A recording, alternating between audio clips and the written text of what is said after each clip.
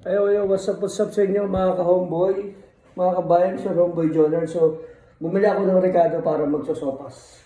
Sosopas tayo ngayon. So, yung mga ingredients siya, carrots, repolyo, sibuyas bawang, gatas, magic sarap, cubes, at syempre ito, ang arabella, yung elbow. Okay? Ito pa rin. Ito yung putin siya. Yan. Kaya ko ng sibuyas.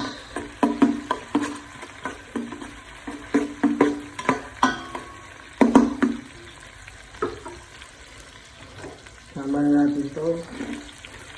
Carrots.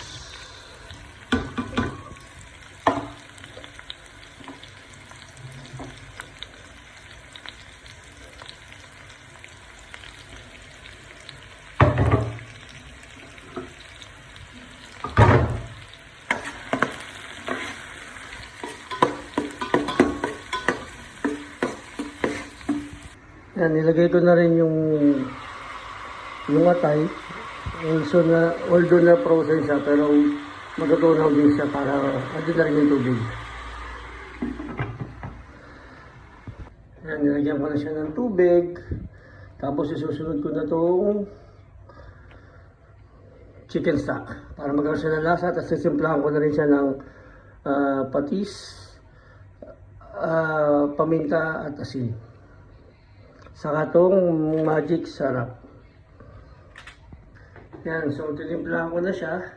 Sasara ko na siya para natin siyang kumulok.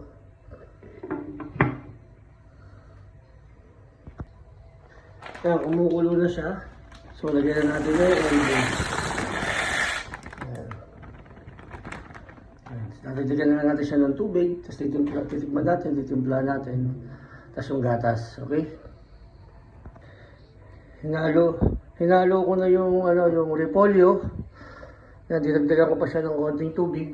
Yan, itimpla ko na sa okay na yan.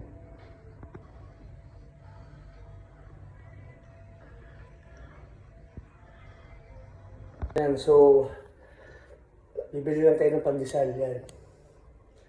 Yan, so sa mga nanonood dyan, don't forget to like, share, subscribe sa aking YouTube channel. Hit nyo yung notification bell button para marami pa kayong makita ng video ko pagluluto kahit ano na pa. Okay, stay healthy, stay safe, do exercise daily niyo tayo mga bata, okay? Always God first and family, okay? Peace out.